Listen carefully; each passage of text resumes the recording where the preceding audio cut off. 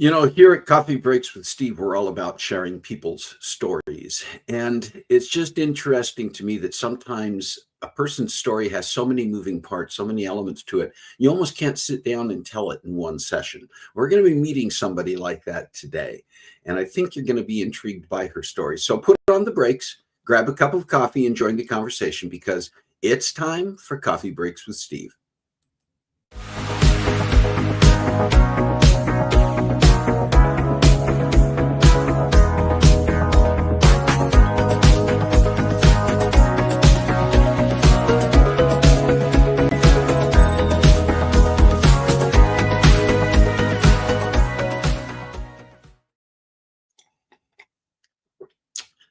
That was necessary, that drink right there.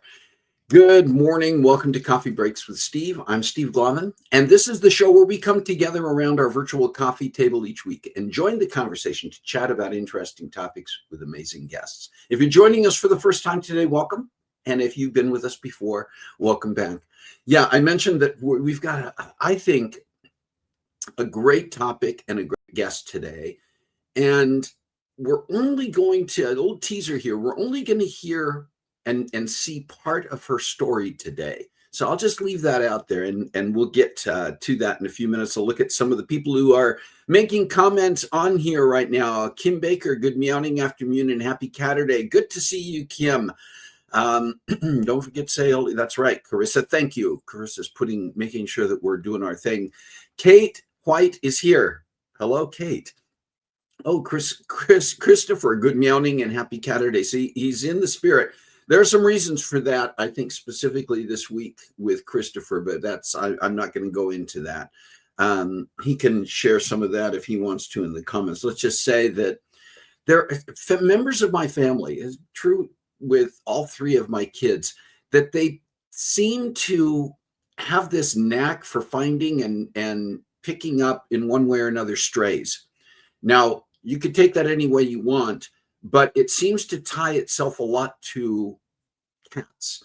But anyway, that's their story. That's their stories to share. But I think both Christopher and Shalane have had close encounters of the third kind with felines this last week or so. And we adopted Kate. We love Kate. Kate is not a stray. That is correct. Kathy is here. Howdy, Kathy. Yeah, it's welcome back stateside. Thank you so much, Kim. I'm gonna just share a little bit about that. We do want to get on to topics today, but I'd like to know how everybody's doing. This is the first time that I've been back here in five weeks. We have to go back to the first week in August was the last time that I was here, and I am just so thrilled how ably this was all taken care of in my absence, including how so many of you continued to tune in, make sure that the conversation was lively. We had some great guests. I'm just watching the comments here, and I always love the comment thread. But with that in mind, I want to get into our sweet and savory today. We do have several things to share on that charcuterie board, as Shalane would say. Where is Shalane? I don't see Shalane on here yet. Somebody go wake up Shalane and get her in the chat here. Good morning, Rick. Thank you so much. It's good to be back. It was a great trip, but it's good to be back. The first thing I do want to do is to say a huge thank you to Carissa and Shalane, who it's almost unfair to say they filled in. They took the helm as they have done in the past, and they do so well during my absence from the show here. And it's so cool when I can step away. I can actually take a vacation, or as they say in Europe, take a holiday, and be gone for that length of time and not be concerned that the things that I care about are being well taken care of. And that applies to so many different areas, but it includes Coffee Breaks with Steve. So a huge thank you to Carissa and Shalane. Great episodes, right? Some fantastic guests, some great episodes, some great conversations, including the fact that Christopher was on here a couple of weeks ago as guest. Although even that, Christopher is so much a part of this show. but as a guest to talk about artificial intelligence. And we still didn't cover, they still didn't get a chance to cover everything that they want to talk about in that episode. We'll come back to that. But a huge thank you to Carissa and Shalane and to everybody who made sure that Coffee Breaks with Steve was still happening and happening very well, high quality. At times, it makes me think, you know what? I could literally move on. Do you remember, this is an aside, but do you remember during the last several years of Johnny Carson's Tonight Show, that it started out where maybe he would be gone 1 week out of the year on vacation, and there would be a guest host or guest hosts. And then over time, it progressed to the point where every now and then Johnny Carson was actually on the Tonight Show with Johnny Carson. And it became that the guest hosts were the regular hosts. I'm not planning on doing that. So please don't think that I'm saying that's the direction we're going. But it's nice to know that we can have continuity. You know, there was a period of time when I was away that we had an extended hiatus. We'd go sometimes 2-3 weeks without Coffee Breaks with Steve. And I was always reluctant to do that because there was a sense of, you know, if we stop for too long, people start to fill the time with other things. Are they going to come back? And I don't like to do that to you who are joining us around the virtual coffee table. I don't like to do it to our guests and have the potential that somebody who's got a great story to share, some great expertise in an area, is not going to have a conversation going on with you because you had other use, like, oh, Coffee Breaks with Steve isn't happening, we'll do other things. Anyway, that's all on the side. It was fun to see that it was still happening. I was able 2 or 3 different times, even with the travel and the differing time zones, to tune in for at least parts of those episodes, and gone back and watched them this past week, and it's been fun. We did have a great holiday. This is, you know, what you're seeing on here, this mishmash, this collage of pictures is a fraction of the photos that we took, and really a fraction of the representation of the time and the places that we went and the things that we saw and the people we met. I find that when we take these trips, anytime that we have traveled and done a trip like this, we've done several of them where we've gone with tour groups and we're on a coach. And of the 4 weeks that we were gone, 3 out of those 4 weeks we were with tour groups and we were traveling on a bus. And you start off in those situations, you get on a bus and it's just a bus full of strangers and you're trying to figure out who's who and what's what. You know, you don't know names, you don't know the dynamics of the personalities, and some people jump out at you and think, okay, I'm not sure that I'm going to relate to them very well, and other people seem immediately ingratiating. And over the course of time, whether it's a 1 week or a 2 week trip, by the time you get to the end, these strangers have gone from being strangers to now travel mates to friends. And when you have to say goodbye at the end, it's tough to do that. And then even in between times when you're taking a tour of a museum, you're doing a walking tour of a city, that even the tour guides, the local specialists, the people you encounter in those situations, that's the story. You know, I mentioned it already. I'm about stories. That's why I started Coffee Breaks with Steve. We have stories to share. And we just got our bucket filled so much on this trip. And so thrilled. Carol, I love you. Thank you for being my partner when we do these holidays. And we're already having some conversations about the next things we may be doing. So anyway, that was great. Glad to share. We did also do our Travenger hunt, and that was a lot of fun. That was extended much beyond what we've ever done in the past. If you're not familiar, we do it on Facebook, and it's a travel scavenger hunt where in places, things that we're doing, places we're going, I put up clues about certain things, and people who want to can respond with their guesses. Some of them may go Google it. That's fine. We don't encourage that, but we know that's going to happen. And at the end, now I'm in the process of compiling. We had like 43 different Travenger hunt clues that went up over the course of the 4 weeks. So I'm in the process of compiling who answered what and who got correct answers and who came close. Some of them were multi-part clues. And so who got 3 out of 4 correct on this one, blah, blah. And then we have these amazing prizes that I send to the winners. And there are going to be multiple winners this year. And we'll talk about that probably next week. I'll share a little bit more about, announce who won and share a little bit more about those prizes. But it was a lot of fun to have the Travenger hunt as well. Hey, a few other things that I wanted to share with you in this. I don't know if you heard this story. It's a woman in Virginia who just won. She's a grandmother. She just won a Powerball lottery that she got like four correct on it or something. I'm going to mention it here in a minute in more detail. But when she collected her prize, she'd already made decisions and literally gave away 100% of the winnings from this lottery to some charities that were special to her. So this is the story that was on the news. A Virginia woman who won big playing the lottery is giving her winnings to charity.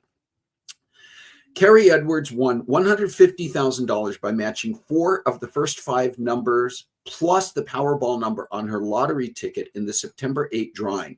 Normally that wins $50,000, but Edwards spent an extra $1 on Power Play, so her prize money tripled to $150,000. This past Tuesday, Edwards received her prize and immediately gave her winnings away as 3 $50,000 gifts. The first $50,000 is going to the Association for Frontotemporal Degeneration. The organization supports urgent research, education, and family resources for those affected by early onset dementia, a donation made in memory of Edwards' late husband, Steve, who died from the disorder.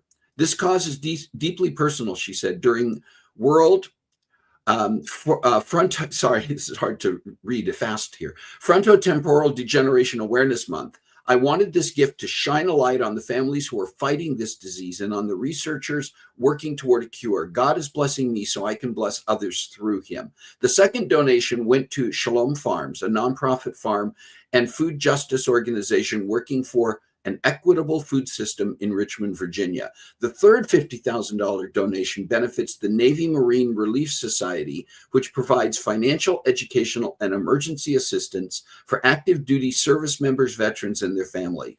These 3 organizations represent healing, service, and community, Edwards said. Shalom Farms heals through food and soil. AFTD brings hope through research, and the Navy Marine Corps Relief Society carries forward the tradition of supporting military families in times of need. By donating her entire prize, Edwards hopes others will be inspired to see unexpected blessings as opportunities to give back.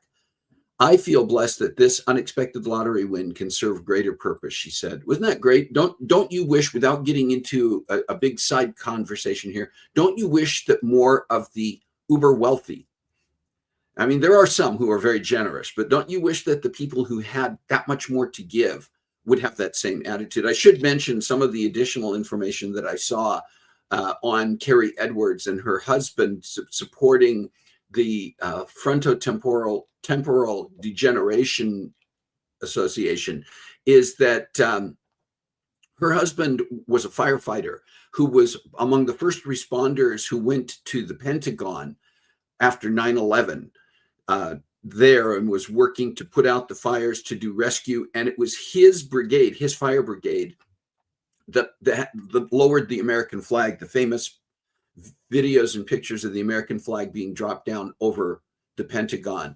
And then he became ill later on and died late last year. So the things that she is doing I think are inspirational. And I say, well done.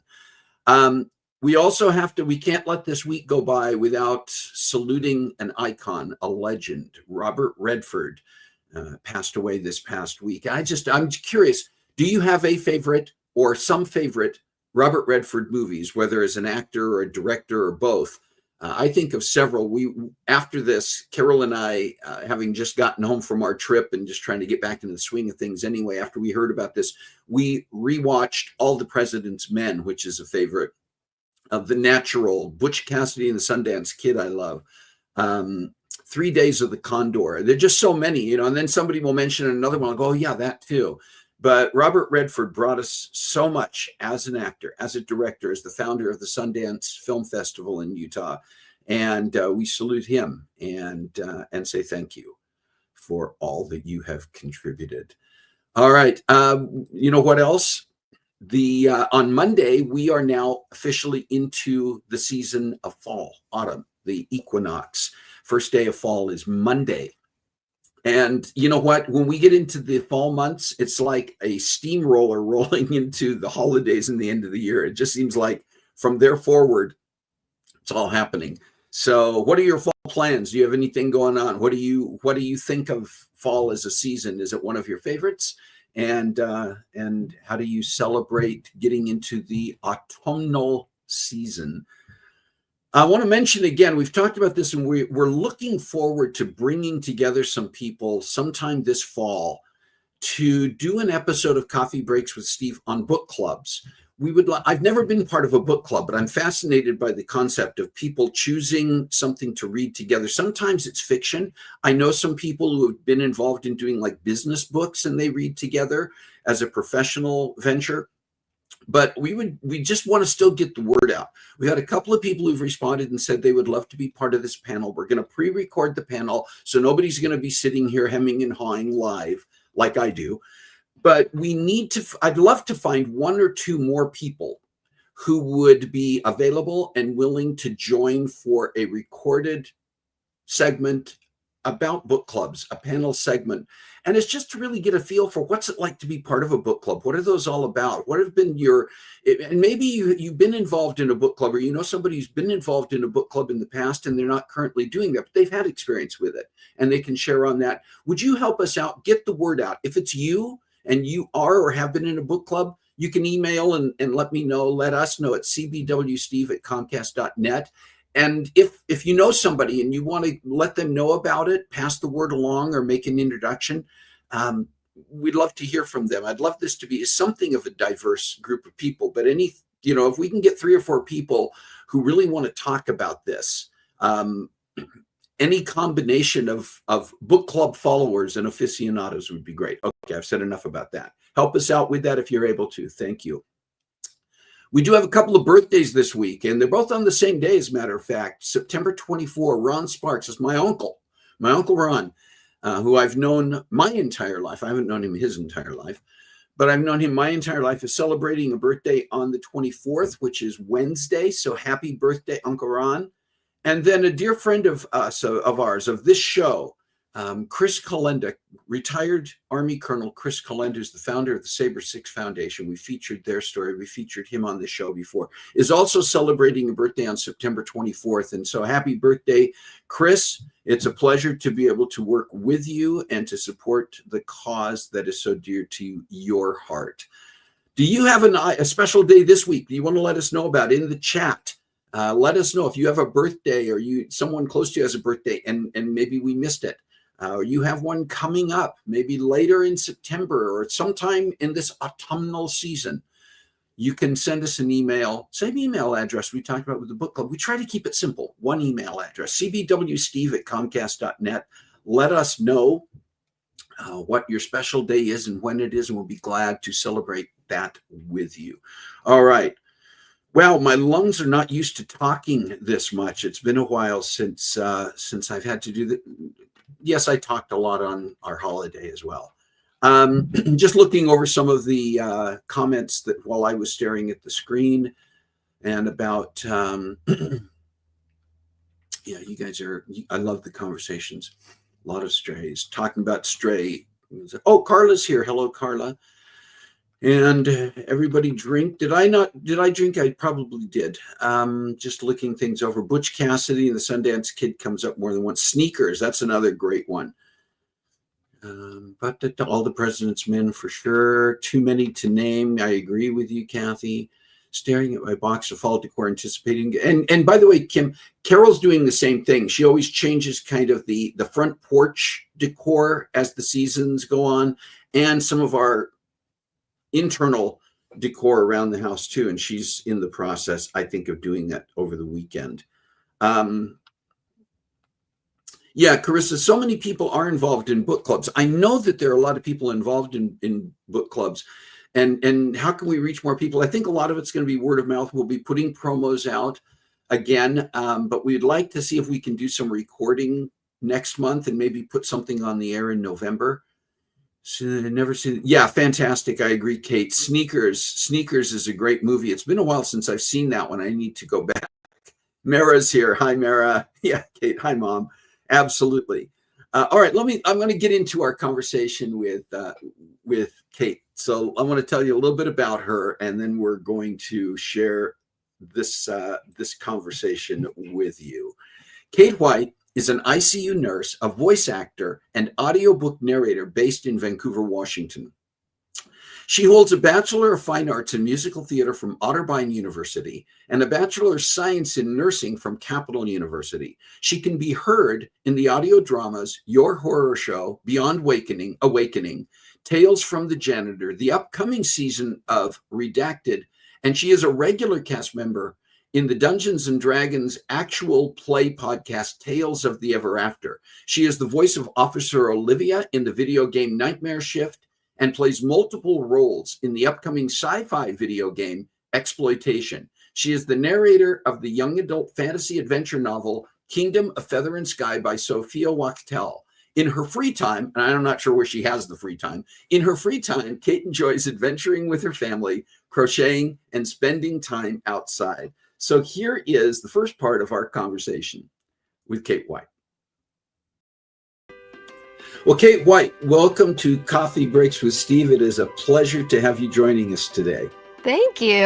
Thank you for asking me to be here. Yeah, absolutely. You know, you and I go back quite a ways, Yep.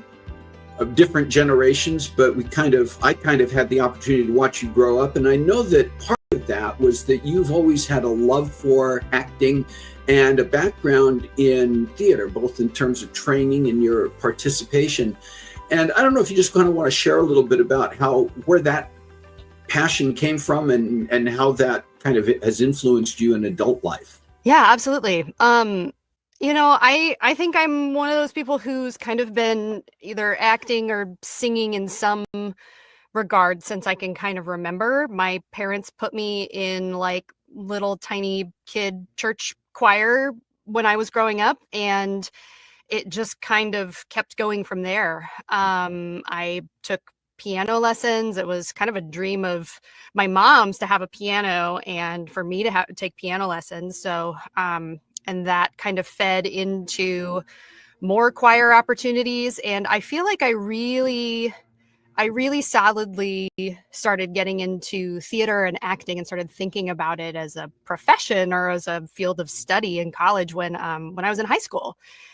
Because I don't have to tell you how great of an experience our high school theater department was, because that's how you and I know each other. And that's how, I know Chris and Shalane and Carrie was, so much of our friendship was built around that experience.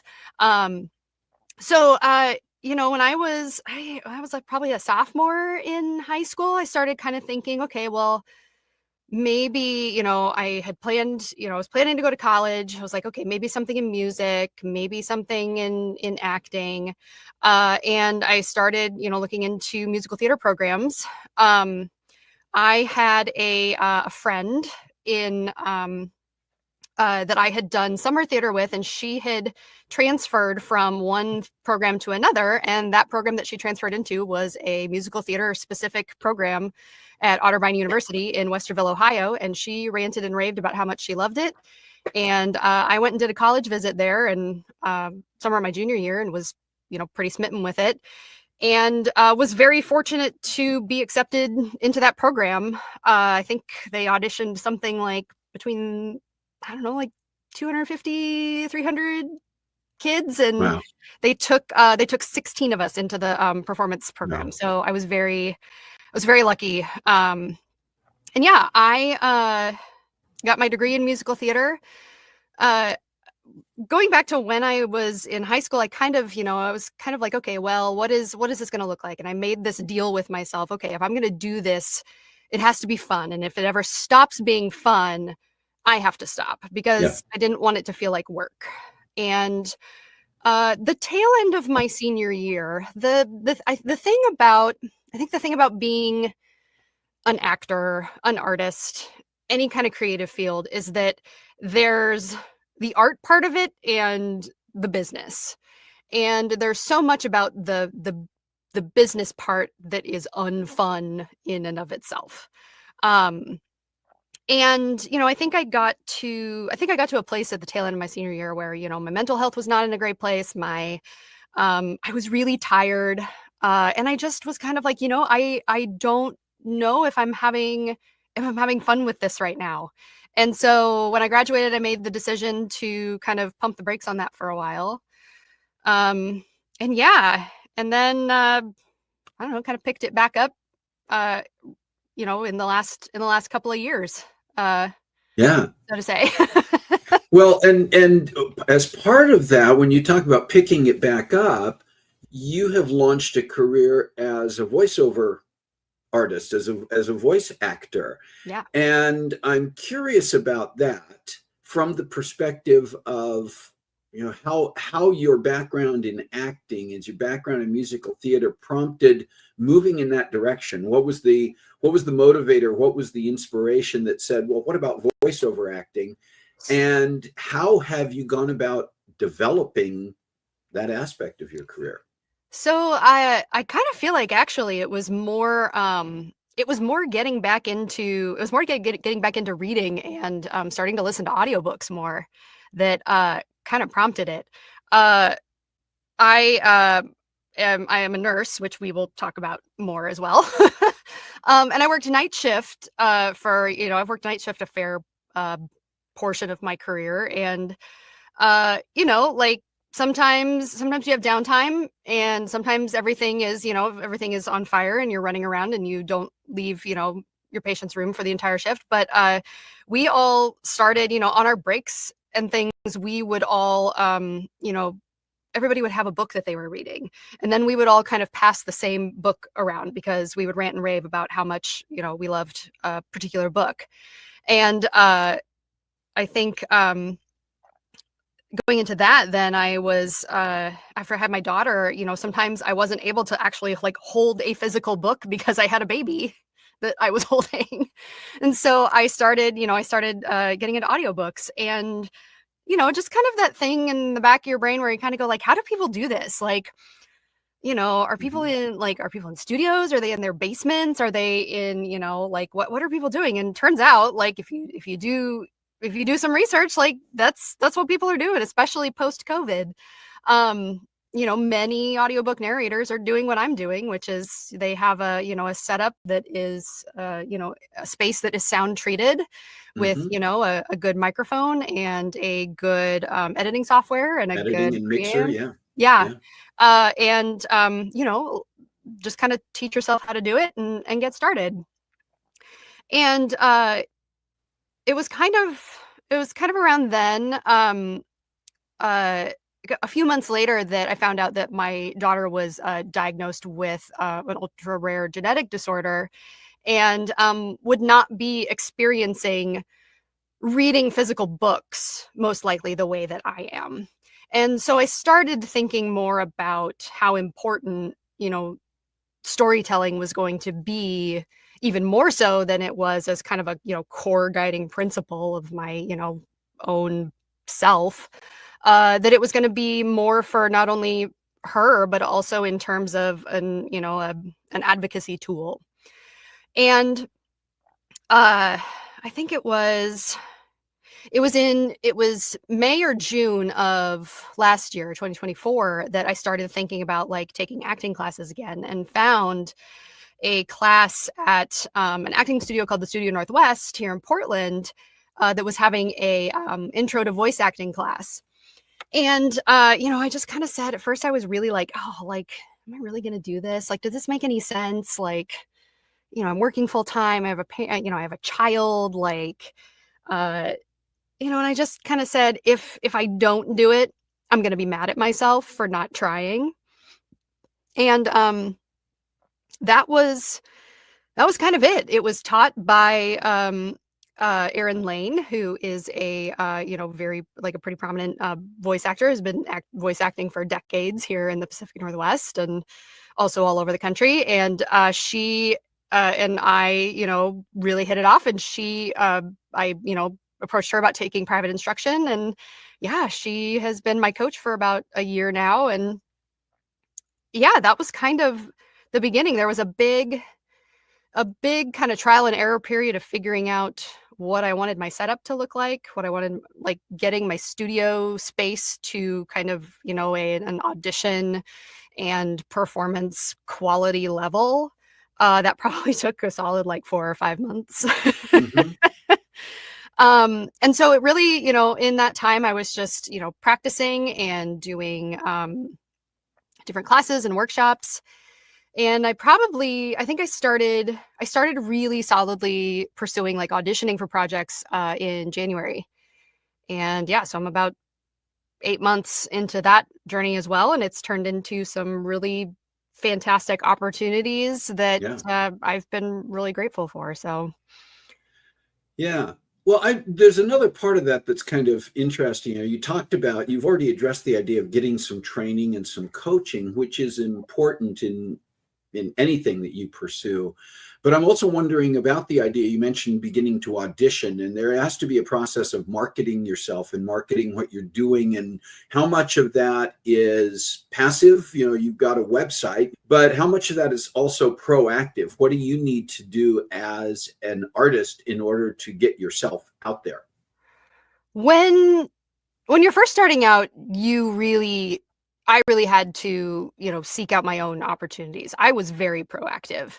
And that just came from, Google searches and talking with other people who were a little bit farther along in their, kind of journeys and figuring out what they did to find auditions. Yeah. Um, a lot of my first auditions and gigs were through a website called Casting Call Club, which is free to join.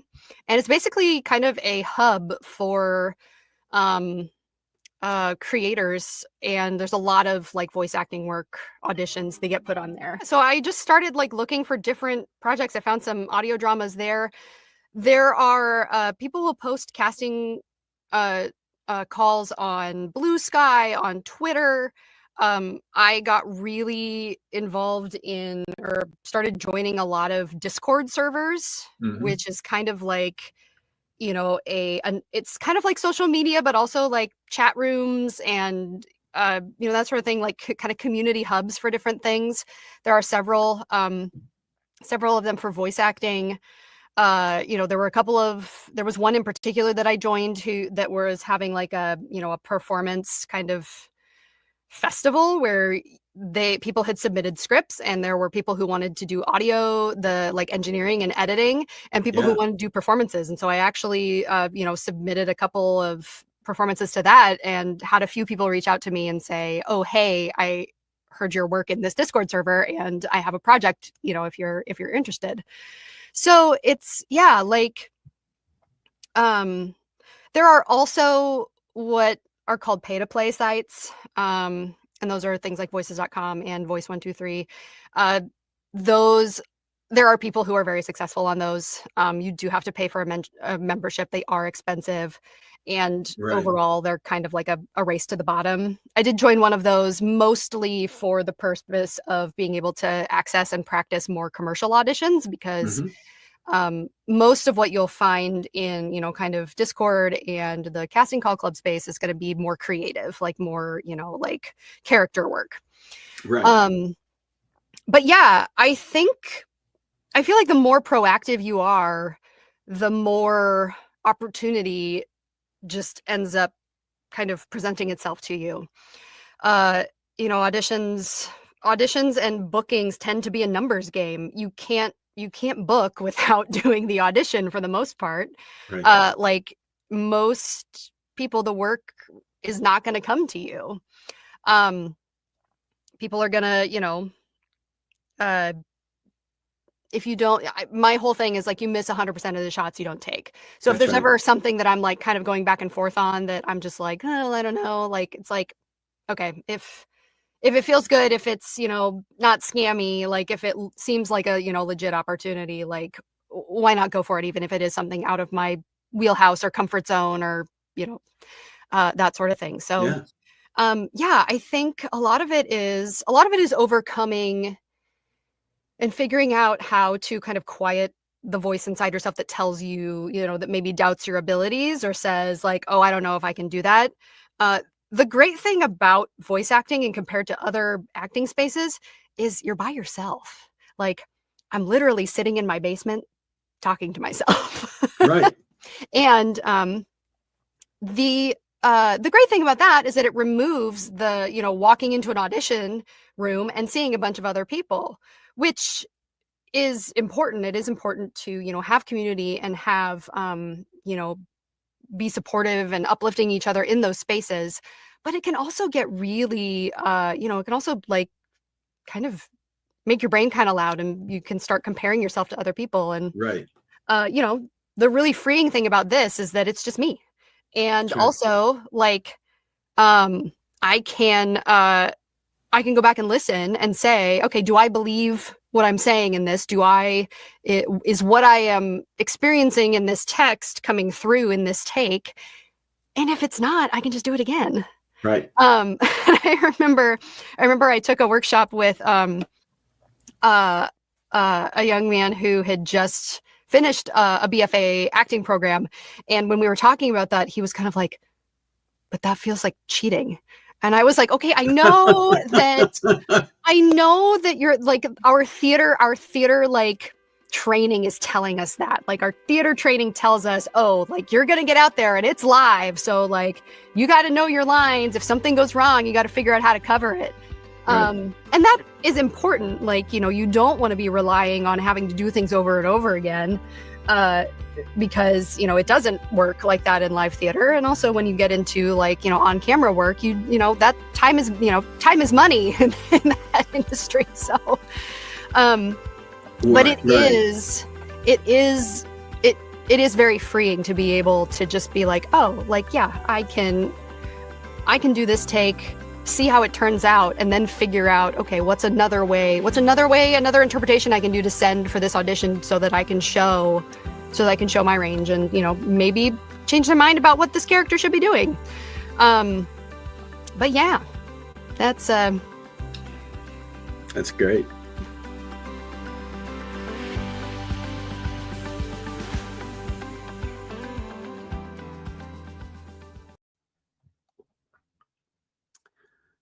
So you kind of got the hint there. We teased this at the outset that there's a lot to Kate's story, and we shared one part of it today. We're sharing one part of it today, and you saw that little card at the end that said "to be continued." So I'm going to let you know some things that are coming up on Coffee Breaks with Steve in the next, I don't know, the next several weeks. It's also amazing how much, even in my absence, how much gets kind of put together, developed, and that we're pursuing in the process. And the first thing that I want to share with that is that Kate's going to be back next week to talk about some other elements of her story that are not directly related to her acting. We mentioned in her introduction, she mentioned that she also works full-time as an ICU nurse, and that she has a daughter who has a specific health condition. Well, we're going to be sharing a little bit about both of those things next week, and I can guarantee you that Kate talking about those elements of her life is just as interesting, just as inspiring as her sharing her acting. I do want to say thank you, Kate, for sharing your story. Thank you for being here today. It's amazing, and I always love it when a guest it doesn't always happen for a variety of reasons, but when a guest who we have recorded a conversation with in advance is able to be here live and engage in the chat, it just seems like that's just that much more dynamics that are going on there. So Kate's going to be back next week. to talk about more of her story. And what else is coming up? Well, we've got several things already, I say, in the can, which means we've already recorded conversations. We're working on some others, and we've got some things lined up, and I want to share a little bit about what's coming up in the next few weeks.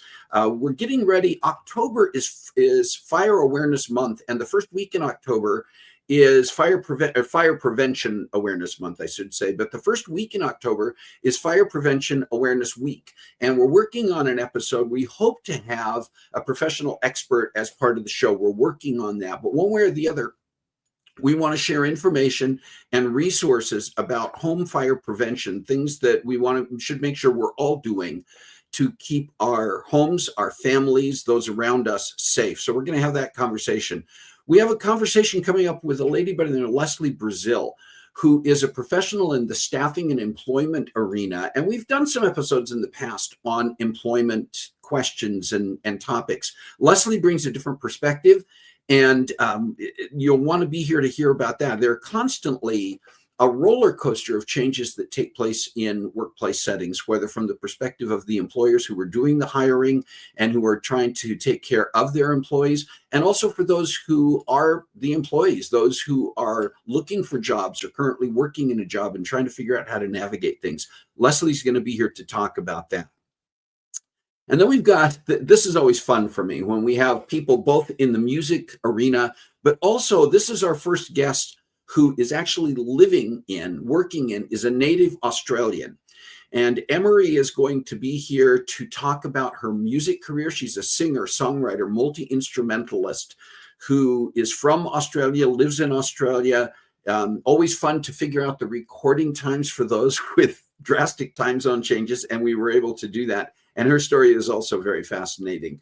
And then there is a couple who are in Seattle, Washington, who over the past several years have really dedicated themselves, taking the time to turning their home into a center of Halloween activity, a popular place for people not only in their own neighborhood, but people from around the city and around the region coming to their house to trick or treat because of what they have done to make their home this interesting venue for Halloween, and how it continues to grow over the years. And they've actually been featured on the news in local and regional publications about what they're doing. And they're going to be here at the end of October to talk to us about their Halloween obsession. Not sure, but we'll talk about it.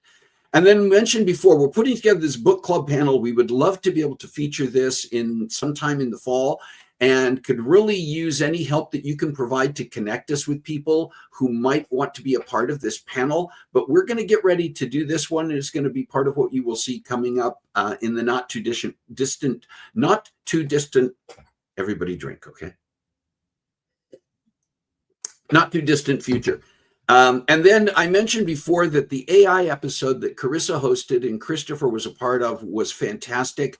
And there were some elements they didn't even get to in this conversation. There was so much around it. There was a lot of energy around this, a lot of brain power around that episode. And we want to do a follow-up and continue to talk about that, continue to share some things and maybe address some things that they weren't able to cover in the initial episode. So we will ask you to stay tuned and look forward to when we are ready to do that. We think probably again sometime in the month of November.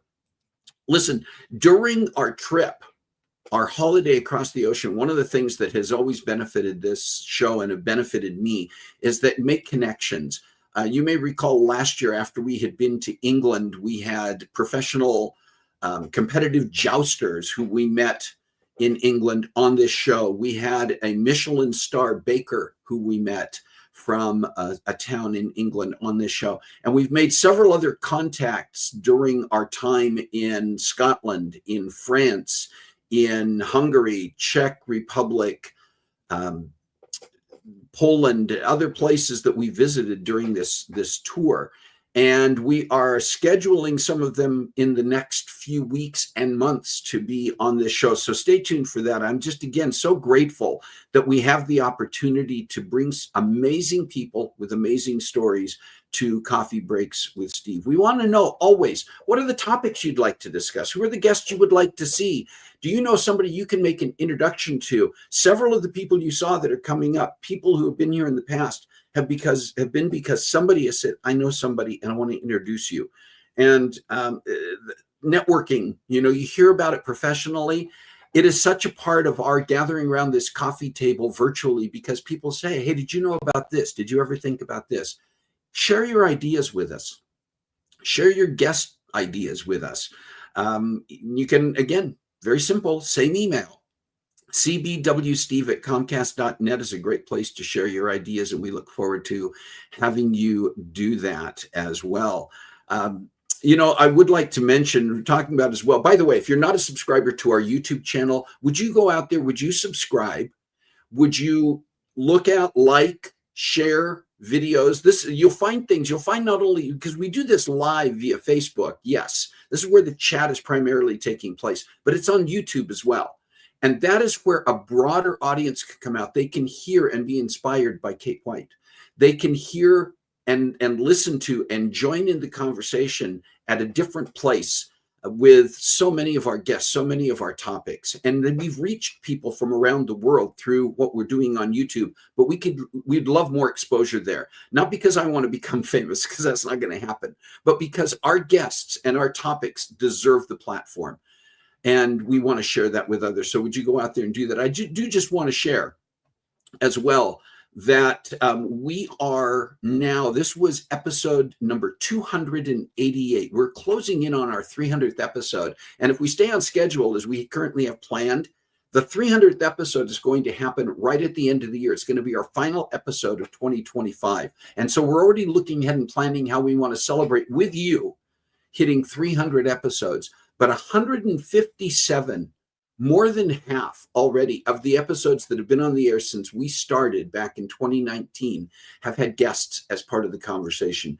And over 100 people, 103 people to date, unique individuals, have agreed to come on here and join us as guests, share their stories, share their expertise. And that's continuing to grow. So thank you to them. Thank you to all of you for being here. And again, a huge thank you to Kate for sharing her story and for taking the time today to be here to join in the chat. Thank you to everybody. Again, to Carissa and Shalane for covering all the bases over the last several weeks. We hear from people like Kate White. We hear from so many of you about things that we're doing to touch lives, things that we are doing to use our voices, our hands, our feet, ourselves to reach out. The lady who gave away the $150,000 lottery. We can all do something. We can all find things to do. So please find a way to make a difference in your world this week. God bless you. Have a great week. We'll see you next time on Coffee Breaks with Steve.